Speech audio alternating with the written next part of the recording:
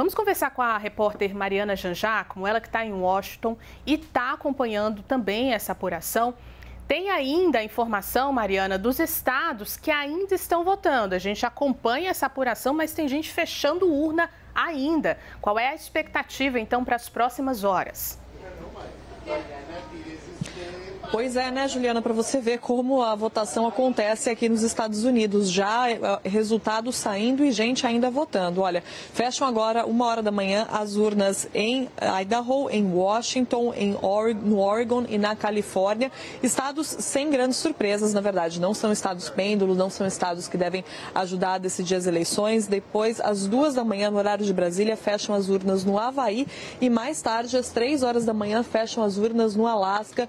De novo, não são estados que são decisivos, são estados que são já tradicionalmente votam ou em democratas ou em republicanos, mas isso já é bem estabelecido, não são estados com grandes surpresas. Agora, a Califórnia é um estado importante porque é o mais populoso dos Estados Unidos, então é o estado com maior número de delegados, estado que vota tradicionalmente no candidato democrata, então deve votar para Kamala Harris, mas é um estado também que foi importante para a trajetória política de Kamala Harris. Foi lá que ela foi promotora por São Francisco, depois procuradora-geral pelo estado da Califórnia. Então, o voto popular por lá deve mostrar a aprovação ou não, né, a alta aprovação ou a baixa aprovação do trabalho de Kamala Harris. Então, é importante a gente acompanhar, assim, o voto popular ali na Califórnia, como vai se desenrolar, porque pode ser um indicativo, né, da aprovação ou não de como a população americana, como a população do estado da Califórnia vê Kamala Harris. Agora, nesses outros estados, a gente não deve ter surpresas, são realmente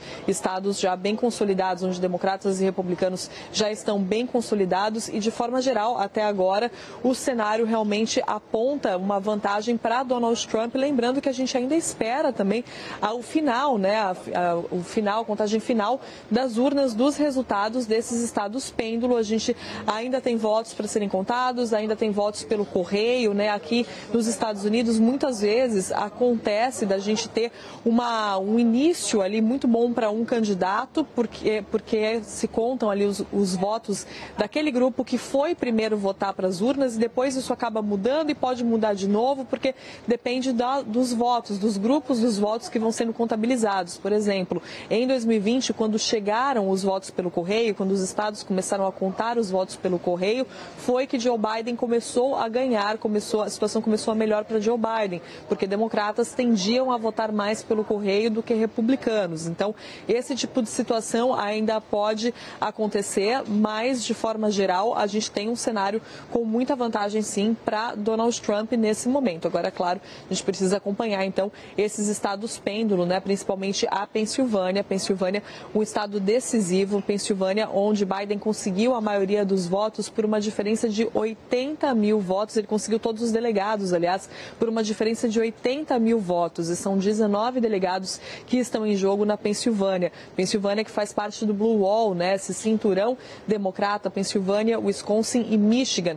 Michigan com uma situação difícil para Kamala Harris, porque Michigan tem uma enorme população árabe que votou em protesto contra Joe Biden, inclusive nas primárias, né, lá atrás. Então, a gente teve ali um voto simbólico contra Joe Biden dessa população no Michigan, que acabou ficando insatisfeita com a postura do governo Biden, porque esperava uma postura mais pró-Palestina, e continua insatisfeita também com Kamala Harris, né, pela postura dela. Kamala Harris fala muito da questão da Palestina, mas ela também não retira o apoio dos Estados Unidos a Israel. Então, é uma corda bamba ali para Kamala Harris, assim como era para Joe Biden. Isso não mudou na troca de candidato. A posição tanto de Kamala Harris quanto de Joe Biden com essa parte do eleitorado mais progressista, essa parte do Michigan, do eleitorado árabe, é muito complicada. Foi complicada com Biden e continua com Kamala, e isso pode acabar fazendo a diferença agora também, porque a gente está vendo que está apertado e qualquer apoio, o apoio de qualquer grupo minoritário pode acabar